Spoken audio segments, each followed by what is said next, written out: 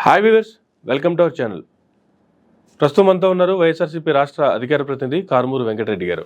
నమస్తే సార్. నమస్తే అండి. సార్, అసలు వైసీపీ పార్టీలో ఏం జరుగుతుంది? ఒక్కొక్కరుగా సీనియర్లు రాజీనామాలు చేస్తున్నారు. రీసెంట్గా విజయసాయిరెడ్డి గారి దగ్గరికి తీసుకుంటే కొడాలి నాని గారు కూడా ఆరోగ్యం సహకరించట్లేదు, ఆరోగ్యం సహకరించేంత వరకు లేదంటే కొన్ని రోజులు రాజకీయాలకు దూరంగా ఉండాలనుకుంటున్నారు అనేటువంటిది ఆయన ట్వీట్ కూడా కాస్త గందరగోళ పరిస్థితులే వైఎస్ఆర్సీపీలో క్రియేట్ చేస్తుందా? వీటిని అడ్వాంటేజ్గా తీసుకుంటున్నటువంటి అధికార పార్టీకి సంబంధించి వైఎస్ఆర్సీపీ పార్టీ పని అయిపోయింది, వైసీపీ పని అయిపోయింది, ఇంకా జగన్మోహన్ రెడ్డి గారి పార్టీ మూసేసుకొని వెళ్ళిపోవడమే, ఇటువంటి వార్తలు కూడా చాలా చక్కర్లు కొడుతున్నాయి. అసలు ఏం జరుగుతుంది వైసీపీ పార్టీలో? అధికార పార్టీకి సంబంధించి వస్తున్నటువంటి కామెంట్లకు సంబంధించి ఏం చెప్తారు సార్? సార్, ఒకటైతే మీరు అన్నట్టుగా విజయసాయిరెడ్డి గారు క్లియర్గా చెప్పారు, ఆయన నేను వ్యక్తిగత నిర్ణయం, సో నేను రాజకీయాలను తప్పుకుంటాను. నిర్ణయం ఏదైనా కావచ్చు, పార్టీని అయితే వదిలిపెట్టిపోయారు అనేది ఇక్కడ టాపిక్. పార్టీని వదిలిపెట్టి వేరే పార్టీలోకి వెళ్తే డెఫినెట్లీ దానికి సంబంధించినటువంటి విశ్లేషణ అనేది మనం చేయడంలో తప్పలేదు. ఎందుకు వెళ్ళారు ఏంటనేది ఆయన నేను పూర్తిగా రాజకీయాలను తప్పుకుంటున్నాను, రాజ్యసభకి అలానే రాజకీయాలకి నేను పూర్తిగా తప్పుకుంటున్నాను, వ్యవసాయం చేస్తున్నాను, మొన్న ఆల్రెడీ కొన్ని ఫొటోస్ కూడా వచ్చినాయి ఆయన సంబంధించి. సో అది ఆయన వ్యక్తిగత నిర్ణయం. ఇప్పుడు ఒకళ్ళు మీరు ఇన్ని సంవత్సరాలు ఇక్కడే పనిచేయాలి, మీరు లైఫ్ లాంగ్ ఇక్కడే ఉండాలి అని మనం ఎవరిని కూడా రిస్ట్రిక్షన్ చేయడానికి లేదు. ఎందుకంటే మీరు ఇప్పుడు ఛానల్లో ఉన్నాక కొన్నాళ్ళు అయినాక అసలు మీరు పూర్తిగా వద్దులే మనకు మీడియా ఫీల్డ్ పూర్తిగా రెస్ట్ తీసుకుందాం అని అనుకోవచ్చు. సో లేదు వేరే చోటుకి వెళ్తే అది వేరే డిస్కషన్. సో అది మీ వ్యక్తిగతానికి సంబంధించినటువంటి అంశం. రెండు, కొడాలి నాని గారు కొంచెం ఆరోగ్యం సహకరించట్లేదు అనేది మొన్న ఈ మధ్య కూడా వచ్చింది. అంతే తప్ప ఎలక్షన్ అయిపోయి 8 నెలలే కాబట్టి ఖచ్చితంగా మళ్ళీ అందరూ యాక్టివ్గానే ఉంటారు, దాంట్లో నో డౌట్. కొడాలి నాని గారు, పేరు నాని గారు అందరూ యాక్టివ్గానే, పేరు నాని గారు అయితే రెగ్యులర్గా మొన్నటిదాకా కూడా ఉన్నారు, ఏదో ఈ 10-15 రోజులు కొంత కేసులు అంశంలో తప్ప. సో ఉన్నప్పుడు ఏంటంటే కోర్టులకి వారిని బెయిల్ ఇవన్నీ రెగ్యులర్ ప్రాసెస్ ఉంటుంది కాబట్టి కొంత ఉన్నది. సో వైఎస్ఆర్ కాంగ్రెస్ పార్టీ గురించి అయితే ఒకటి నేను ఇప్పుడు మీరందరూ ఇవన్నీ అడిగారు కాబట్టి ఎవరో మా మీద ఆరోపణలు చేస్తున్నారు కాబట్టి వైఎస్ఆర్ కాంగ్రెస్ పార్టీ పని అయిపోయింది అని ఎవడన్నా అనుకుంటే డెఫినెట్లీ వాళ్ళ పని అయితే ఖచ్చితంగా అయిపోయింది రాజకీయంగా. ఎందుకు నేను ఆ మాట అంటున్నానంటే జగన్మోహన్ రెడ్డి గారిని తొక్కేయాలని చూసినాడు, పాతాళానికి వెళ్ళిపోయాడు. ఎవరైనా కానీ అది రాజకీయ పరంగా అవ్వచ్చు, వ్యక్తిగత పరంగా జగన్మోహన్ రెడ్డి గారిని తొక్కేయాలని పర్సన్ అనుకున్నా, పార్టీ అనుకున్నా.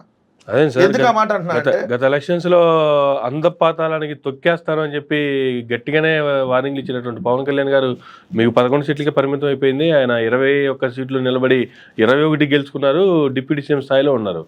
అంటే పదవి వస్తే వాళ్ళు వెళ్ళిపోయినట్టు, పదవి లేకపోతే పాతాళానికి వెళ్ళిపోయినట్టు అని వాళ్ళు అర్థమైతే ఇంకా అంతకంటే మూర్ఖత్వం ఇంకోటి ఉండదు అంటున్నా. రాజకీయాల్లో ముఖ్యమంత్రి పదవి ఉంటేనే శాశ్వతంగా మనం పైన ఉన్నట్టు, ముఖ్యమంత్రి పదవి లేకపోతే మనం పాతాళానికి వెళ్ళిపోయినట్టు అని అనుకుంటే, పార్టీ పరంగా నేను చెప్పేది వ్యక్తిగతంగా కాదు, ఎక్కడికి 11 సీట్లకే పరిమితం అయిపోయింది కదా. సీట్లు వచ్చినాయి సింగిల్ గా, 40% ఓట్లు వచ్చినాయి సింగిల్ గా.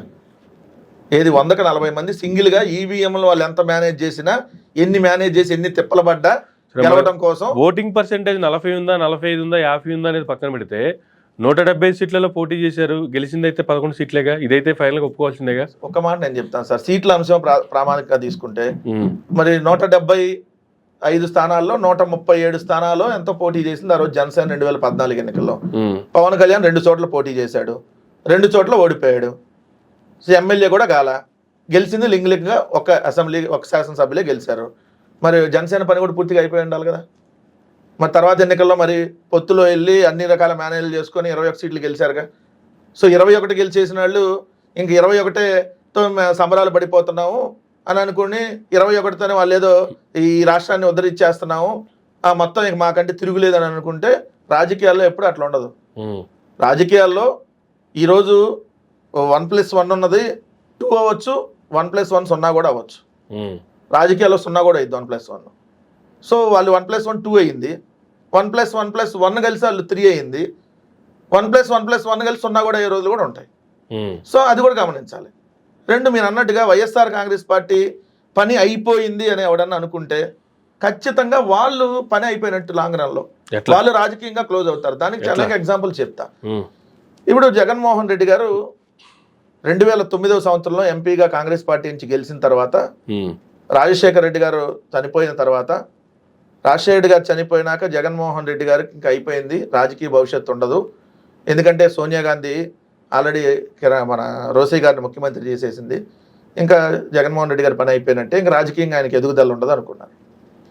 జగన్మోహన్ రెడ్డి గారు ఎప్పుడైతే ఓదార్పు యాత్రని స్టార్ట్ చేయగానే జగన్మోహన్ రెడ్డి గారి ప్రభంజనాన్ని చూసి దేశంలో ఉన్నటువంటి మిగిలిన రాష్ట్రాల్లో ఉన్నటువంటి రాజకీయ పార్టీలు కూడా ఇదేందా, అసలు ఎంత ప్రజాదరణ ఏందా ఒక వ్యక్తికి, ఒక ముఖ్యమంత్రి కొడుకు నిజంగా జనాల్లోకి వెళ్తే ఆయన సినిమా హీరో కాదు, అసలు ఆ జనం ఏందా అని చెప్పి అందరూ ఆశ్చర్యపోయినటువంటి పరిస్థితుల్లో జగన్మోహన్ రెడ్డి గారి ఈ ప్రజాదరణని మనం ఎట్లయినా ఆపేయాలి, జగన్మోహన్ రెడ్డి గారిని తొక్కేయాలి, ఎస్ నీకు ఓదార్పు యాత్రకు పర్మిషన్ లేదని చెప్పాలి. చెప్పిన జగన్మోహన్ రెడ్డి గారు ఆగారా? తన తల్లితో పాటు ఆయన రాజీనామా చేసి నాతో పాటు వస్తే కష్టాలు ఉంటాయి, నాతో పాటు వస్తే నష్టాలు ఉంటాయి, దయచేసి మీరు ఎవరు రావద్దు, సో నేను కాంగ్రెస్ పార్టీకి రాజీనామా చేస్తున్నా అని చెప్పి రాజీనామా చేసి ఆయన సొంతంగా పార్టీ పెట్టుకున్నారు. అనగానే రాజీనామా చేసినప్పుడే కాంగ్రెస్ పార్టీలో ఉన్నటువంటి రాజశేఖర్ రెడ్డి గారికి దగ్గరగా ఉన్నవాళ్ళు, చాలా కురువృద్ధులు, మా ప్రత్యర్థి రాజకీయ పార్టీలు, మా ప్రత్యర్థి మీడియా అందరూ జగన్మోహన్ రెడ్డి రాజీనామా చేసి చాలా తప్పు చేశాడు, సోనియా గాంధీతో పెట్టుకుంటాడా, సోనియా గాంధీ అంటే most powerful person in India, అలాంటి వాళ్ళతో పెట్టుకుంటాడా, కేంద్రంలో అధికారంలో ఉంది వాళ్ళే, అప్పుడు ఉమ్మడి రాష్ట్రంలో అధికారంలో ఉంది వాళ్ళే, రాజీనామా చేసి అసలు ఎట్లా బతికి బట్టగట్టగలడో చూస్తా ఉన్నారు. బతికి బట్టగట్టగలడం రాజకీయంగా కూడా కాస్తారు, అసలు చాలా దారుణమైనటువంటి వ్యాఖ్యానాలు ఆ రోజు. అన్నా జగన్మోహన్ రెడ్డి గారిని ఆయన ఓదార్పు యాత్ర ఆయన కొనసాగిస్తూ ఉన్నాడు. ఆయన ఓదార్పు యాత్ర కొనసాగిస్తున్న సందర్భంలోనే ఆయన మీద కేసులు పెట్టారు, సిబిఐ అనే ఈడీ కేసులు పెట్టించారు, అరెస్ట్ చేశారు, అరెస్ట్ చేసినాక బెయిల్ రానియకుండా చేశారు. ప్రతిరోజు ఇదే డిస్కషన్గా జగన్మోహన్ రెడ్డి గారు ఇక బెయిల్ రాలేదు కాబట్టి, ఇంకా జగన్మోహన్ రెడ్డి గారు ఇన్నాళ్ళు జైల్లో ఉన్నాడు కాబట్టి జగన్మోహన్ రెడ్డి గారు పార్టీని ఎవరు నడుపుతారో, అసలు పార్టీ అనేది ఉండదు, పార్టీ పని అయిపోతుందని రోజు కూశారు కదా. జగన్మోహన్ రెడ్డి గారి మీద ఒక అవినీతి పరుడు అనేటటువంటి ఒక ముద్ర వేయడానికి రకరకాలుగా మీడియా సంస్థలు అడ్డపెట్టుకుని కూడా చేశారు కదా. కానీ జగన్మోహన్ రెడ్డి గారు 16 నెలలు జైల్లో ఉన్నా బయటకు వచ్చిన జగన్మోహన్ రెడ్డి గారి ప్రజాదరణ పెరిగిందా తగ్గిందా? తర్వాత ఎట్లా కూడా జగన్మోహన్ రెడ్డి గారికి బై ఎలక్షన్స్ వచ్చినాయి. బై ఎలక్షన్స్లో జగన్మోహన్ రెడ్డి గారు పార్టీ 18 సీట్లు పోటీ చేసింది, 15 సీట్లు గెలిచింది. జగన్మోహన్ రెడ్డి గారిని అసలు ఎంపీగా కానికూడదని చెప్పి అనేక రకాల ప్రయత్నాలు జరిగినాయి ఆ రోజు రాజీనామా చేసినప్పుడు. ఆయన 5,40,000 ఓట్లతో గెలిచాడు కదా. తర్వాత వాళ్ళ శాసనసభ్యులు ఎవరైతే రాజీనామా చేసి వచ్చారో ఆ శాసనసభ్యుల్ని మళ్ళీ గెలిపించుకున్నాడు కదా. అయినా జగన్మోహన్ రెడ్డి గారిని ఎట్టి పరిస్థితుల్లో ఈ రాష్ట్రానికి ముఖ్యమంత్రి కానికూడదు అనుకున్నారు. దానికి మోడీతో కలిశారు, కొత్తగా పవన్ కళ్యాణ్ చేత రాజకీయ పార్టీ పెట్టించారు. సో పెట్టించి మా అంత అనుభవం లేదు అది ఇది అని చెప్పి ఓదరగొట్టి ఎట్లా కొట్ట జగన్మోహన్ రెడ్డి గారిని రానికూడదని ప్రయత్నం చేశారు. సరే, ఆ విషయంలో సక్సెస్ అయ్యారు. జగన్మోహన్ రెడ్డి గారి పని ఏమైనా అయిపోయిందా? వాళ్ళు ముఖ్యమంత్రి అయ్యారు 2014లో. జగన్మోహన్ రెడ్డి గారి పని ఏమైనా అయిపోయిందా? మాకు అప్పుడు 67 సీట్లు వచ్చినాయి. అరే ఏంది జగన్మోహన్ రెడ్డి గారిని ఇన్నిసార్లు మనం తొక్కేయాలని ఎంత తొక్కుతున్నా ఈ మనిషి పైకి లెగుస్తానే ఉన్నాడే. ఇక్కడ 67 సీట్లు ఇంత బలంగా వచ్చాడే ప్రతిపక్షంగా. 67 సీట్లు 45% ఓట్ బ్యాంక్ వచ్చింది. ఆయనకి మనకు వచ్చిన ఓట్ బ్యాంకు కేవలం 1.5% తేడా. ఇంకా ఈ పార్టీని లేకుండా చేయాలి, ఎటు మనం అధికారంలో ఉన్నాం కదా అని ఆలోచించారు. 23 మందిని దఫాలుగా 5గురిని ఒకసారి 2 ఒకసారి అట్లా తీసుకొని 67 - 23 చేశారు. దాంట్లో 4 మంత్రి పదవులు కూడా ఇచ్చారు 23లో. జగన్మోహన్ రెడ్డి గారిని శుక్రవారం కోర్టుకు రావాలని చెప్పి ఏదైతే సక్సెస్ అయ్యారు. దాంట్లో జగన్మోహన్ రెడ్డి గారిని ఇవాళ అరెస్ట్ చేస్తారు, రేపు అరెస్ట్ చేస్తారని రోజు ప్రచారం చేశారు. చేసి వైఎస్ఆర్ కాంగ్రెస్ పార్టీలో ఏదైతే నైతికత దెబ్బతీయాలి, నైతికంగా వాళ్ళు మోరల్గా అమ్మో జగన్మోహన్ రెడ్డి గారిని అరెస్ట్ ఆ ఫీలింగ్ తీసుకొని వచ్చి పార్టీ యాక్టివ్ లేకుండా చూడాలని 5 ఏళ్ళు 2014-19 ట్రై చేశారు. ఏమన్నా ఒక్కడే నడుచుకుంటూ వెళ్ళాడు కదా, ఒక్కడ వెంట ప్రభంజనం కదిలింది కదా, జగన్నాథ రథచక్రాలు కదిలినాయి కదా ఒక జగన్ అనేటటువంటి వ్యక్తి వెళ్తున్నప్పుడు. ఆయన అందుకు మేము ఉంటామని చెప్పి వేలాదిగా లక్షలాదిగా పాదయాత్రలో. తర్వాత కోడి కత్తి జగన్మోహన్ రెడ్డి గారి మీద దాడి చేయించారు. అయినా జగన్మోహన్ రెడ్డి గారు ఆగాడా? జగన్మోహన్ రెడ్డి గారు ఆంధ్రప్రదేశ్ రాష్ట్రానికి ముఖ్యమంత్రి అయ్యాడు కదా. ముఖ్యమంత్రి అయినా కూడా జగన్మోహన్ రెడ్డి గారిని ఇలా వదిలేరా? ఈయన ముఖ్యమంత్రి కాకూడదంటే ముఖ్యమంత్రి అయ్యాడు. అయినా ఏదో ఒక విధంగా ఇంకా ఈ పార్టీని డ్యామేజ్ చేయాలి. ఇంకా మీడియా సంస్థలను పెంచుకున్నారు బలం. మీడియా సంస్థల బలాన్ని పెంచుకొని మరీ దాడి చేయడానికి వచ్చారు. వచ్చి ఇవాళ అరెస్ట్ అవుతాడు, రేపు అరెస్ట్ అవుతాడు. ఇవాళ అరెస్ట్ అయితే సీఎం ఎవరు భారత్ గారు అని క్వశ్చన్ మార్కులు పెట్టి ఈ ప్రభుత్వం కూలిపోతుంది, ఆర్టికల్ 360 రాష్ట్రపతి పాలన, ఈ రాష్ట్రం అధోగతి, శ్రీలంక, అసలు ఈ రాష్ట్రంలో జగన్మోహన్ రెడ్డి గారు క్లోజ్ చేస్తున్నాడు, ఈ రాష్ట్రాన్ని భారతదేశ పట్టణం తప్పెత్తున్నారు, ఇట్లాంటి గాలి మాటలన్నీ మాట్లాడారు కదా. ఏమన్నా అయిందా? 5 ఏళ్ళు ముఖ్యమంత్రిగా చేశాం కదా. కానీ ఈ బలవంతుడు సమర్థుడైనటువంటి ఈ జగన్మోహన్ రెడ్డి గారిని, ఈ నిజాయితీపరుడైనటువంటి ఈ విలువలు కలిగినటువంటి ఈ వ్యక్తిని ఎదుర్కోవాలి అని అంటే, ఈ వ్యక్తిని పూర్తిగా తొక్కేయాలనంటే మనకు రాజకీయ పార్టీల బలం సరిపోదు, మీడియా బలం సరిపోదు, లేదైతే పక్క రాష్ట్రాల్లో ఉన్నటువంటి వాళ్ళని కలుపుకొని వచ్చినా సరిపోదు, దేశంలో అధికారంలో ఉన్న రాజకీయ పార్టీని కలుపుకొని వచ్చినా సరిపోదు. ఎట్లా అయినా జగన్మోహన్ రెడ్డి గారు అధికారంలోకి వస్తాడు. ఏది ఇన్ని పార్టీలు, బీజేపీ, తెలుగుదేశం, మళ్ళీ చెల్లి ఉన్నటువంటి కాంగ్రెస్కి అధ్యక్షురాలుగా ఆమెను తీసుకొని వచ్చి ఎన్ని రకాలు చేసైనా జగన్మోహన్ రెడ్డి గారిని మనం ఎదుర్కోలేకపోతున్నాం. అయినా జగన్మోహన్ రెడ్డి గారే గెలుస్తారు. ఏం చేయాలి? దొంగదారిలో గెలవాలి. ఈవీఎంలు గెలిచారు. అలా కూడా ఎట్లా ఈవీఎంలతో 164 సీట్లు చూపించి ఇప్పుడు వైఎస్ఆర్ కాంగ్రెస్ పార్టీ పని అయిపోయిందని చెప్పాలి. చెప్పారు, 7 నుంచి చెబుతానే ఉన్నారు వైఎస్ఆర్ కాంగ్రెస్ పార్టీ పని అయిపోయిందని. గోడకి బంతి మనం ఎంత ఫోర్స్గా కొడితే అంతే ఫోర్స్గా రివర్స్ వస్తుందో 8 నెలల్లోనే జగన్మోహన్ రెడ్డి గారి పార్టీలో కింద స్థాయిలో ఉన్న కార్యకర్త నుంచి అంత బలంగా బయటకు వచ్చి వీళ్ళు చేస్తున్నటువంటి అరాచకాల మీద ప్రశ్నిస్తున్నారు కదా. సోషల్ మీడియా కార్యకర్తలను చూస్తే వణికిపోతున్నారు కదా. ఈరోజు మా పార్టీ మొదటిదాకా మా నాయకుడు జగన్మోహన్ రెడ్డి గారిని చూసి వణికేవాళ్ళు, ఈరోజు వైఎస్ఆర్ కాంగ్రెస్ పార్టీ జెండా పట్టుకున్న చిన్నపిల్లని చూసి కూడా వణుకుతున్నారు కదా. అదిరా జగన్మోహన్ రెడ్డి గారి పవర్ అంటే. జగన్మోహన్ రెడ్డి గారిని తొక్కేయాలని అనుకుంటే మీరు పాతాళానికి పోతారు. ఎందుకంటే మాకు ప్రజల్లో వచ్చినటువంటి బలం, ఏ రాజకీయ పార్టీల వల్ల, ఏ మీడియా వల్ల, లేదంటే నలుగురు కలిస్తేనో మా బలం పెరిగిద్ది అని అనుకుంటే అది మీ బలం. అలాంటి బలం మీకు పెరిగిద్దేమో. సింగిల్గానే వస్తున్నాం, సింగిల్గానే ఈవీఎంలు మీరు మేనేజ్ చేసిన 40% మా ఓట్లు వచ్చినాయి. సో వైఎస్ఆర్ కాంగ్రెస్ పార్టీని, జగన్మోహన్ రెడ్డి గారిని తొక్కేయాలని మీరు అనుకుంటే మీరు పాతాళానికి తొక్కబడతారు. ఇన్ని రకాల మీరు తొక్కేయాలని ప్రయత్నాలు చేస్తా, ప్రచారాలు చేసినా మీ పతనమే స్టార్ట్ అయినట్టు గుర్తుపెట్టుకోమని చెప్తాం. కానీ స్టార్టింగ్ నుంచి చెప్తూ ఉన్నారు జగన్మోహన్ రెడ్డి గారితో పెట్టుకుంటే పాతాళానికి వెళ్ళిపోతారు, ఎవరైతే పాతాళానికి తొక్కాలనుకుంటున్నారో వాళ్ళే పాతాళానికి పోతారని. ఏంది అసలు దానికి అంత కాన్ఫిడెంట్ లెవెల్స్ ఏంది? దానికి ఏమైనా రీజన్స్ ఏమైనా ఉన్నాయా? పైన దేవుడు ఉన్నాడు, కింద ప్రజలు ఉన్నారు సార్, అదే రీజన్. మా జగన్మోహన్ రెడ్డి గారు ఎప్పుడో ఒకటి చెప్తారు, పైన దేవుడు ఆశీస్సులు ఉన్నాయి, కింద మీ ప్రజల ఆశీస్సులు ఉన్నాయి, నాకేం కాదని. 1,36,00,000 మంది ఈరోజు మా బలం. అది ఇంకా పెరిగిద్ది తప్ప తగ్గదు కదా. ఏది ఈవీఎంలతో మీరు కొమ్మక్కై చేసినా 1,36,00,000 ఓట్లు అయితే మాకు చూపించగలిగారు కదా, అంతకంటే తగ్గించలేకపోయారు కదా. అంటే మామూలుగా అయితే మాకు ఎంత రావాలి? దాదాపు 2 కోట్ల ఓట్లు రావాలి లెక్క ప్రకారం అయితే. అంత బలం మాకు 60-65% ఓటింగ్ రావాలి ఖచ్చితంగా. కానీ మీరు ఈవీఎంల ద్వారా దాన్ని మేనేజ్ చేశారు, అయినా 40 కంటే తగ్గించలేకపోయారు కదా. అదే మా బలం. సో మీరు అన్యాయంగా అక్రమాల దారిలో మీరు బలం ఉందంటున్నారు, ఓటర్స్ ఉందంటున్నారు, కానీ టీడీపీ అయితే మరో పక్క సభ్యత్వ నమోదులు దూసుకుపోతుంది. రీసెంట్ గా వాళ్ళు 1 కోటి సభ్యత్వ నమోదును కూడా క్రాస్ చేసుకుని దానికి చాలా హంగులు ఆర్భాటాలతో సంబరాలు కూడా జరిగాయి.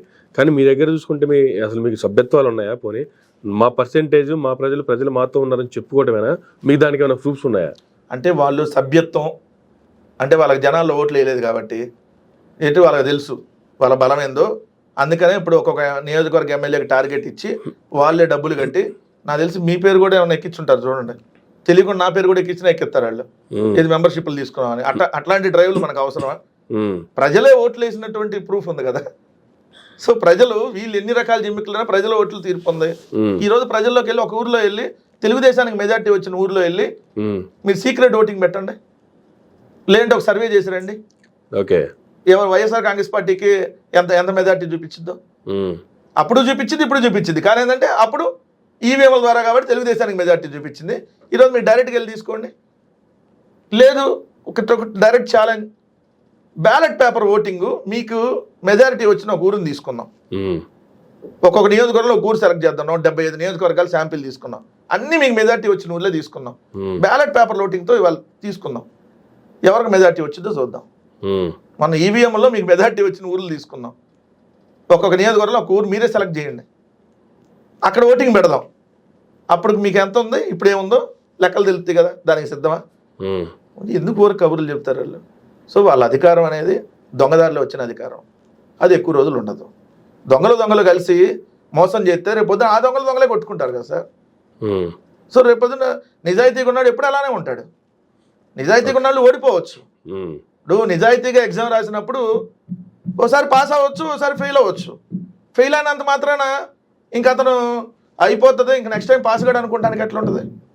అదే దొంగదారిలో ఎగ్జామ్ రాసినప్పుడు పాస్ అవుతారు మీరు, కానీ తర్వాత ప్రజెంటేషన్లో ఫెయిల్ అవుతారు కదా, పాస్ అవుతారు, దాని తర్వాత ఎటు ఫెయిలే కదా. ప్రతిసారి దొంగదారులు పాస్ అవ్వలేరు కదా. సో నిజాయితీగా ఉన్నాడు, వాళ్ళు ఫెయిల్ అయినా రేపొద్దున పాస్ అవుతాడు, మళ్ళీ తర్వాత కంటిన్యూ పాస్ అవుతాడు. సో నిజాయితీ ఉంటే, నిజాయితీ అది మా దగ్గర ఉంది, అందుకని మేము మళ్ళీ పాస్ అవుతాం, మంచి మార్కులతో పాస్ అవుతాం. సో వాళ్ళు దొంగదారులు పాస్ అయి ఉండొచ్చు. సో మాకు అట్లాంటి గెలుపులు అవసరంలా.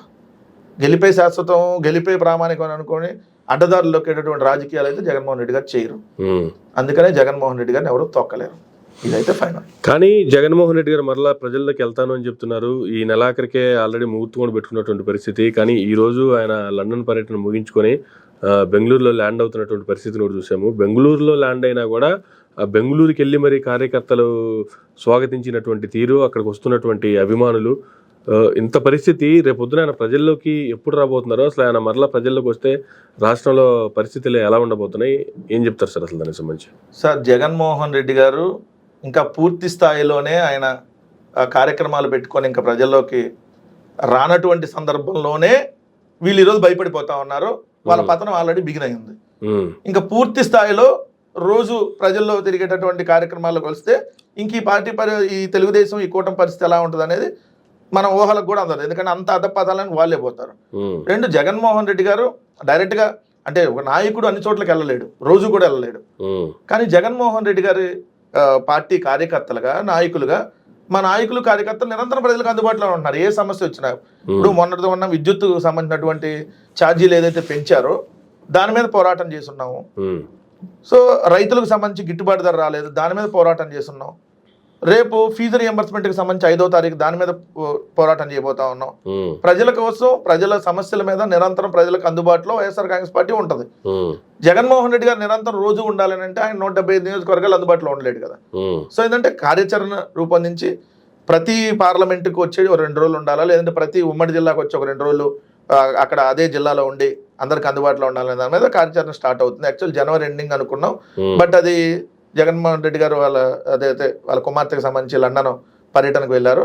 ఆ పర్యటన ముగించుకొని వచ్చారు కాబట్టి సో ఇప్పుడు ఈ ఫిబ్రవరి నెల లేదంటే మార్చి నెల ఫస్ట్ ఫిబ్రవరి ఎండింగ్ దానికి ఒక రాయలసీమ నుంచి స్టార్ట్ చేయాలన్నటువంటి ఆలోచనతో ఉన్నది పార్టీ. సో ఖచ్చితంగా వైఎస్ఆర్ కాంగ్రెస్ పార్టీ బలం రోజు రోజుకి పెరిగిద్ది తప్ప తగ్గదు. ఇదైతే వాస్తవం. భవిష్యత్ అంతా వైఎస్ఆర్ కాంగ్రెస్ పార్టీదే. 30 ఏళ్ల పాటు ఈ రాష్ట్రంలో రాజకీయాలు చేసేది వైఎస్ఆర్ కాంగ్రెస్ పార్టీ.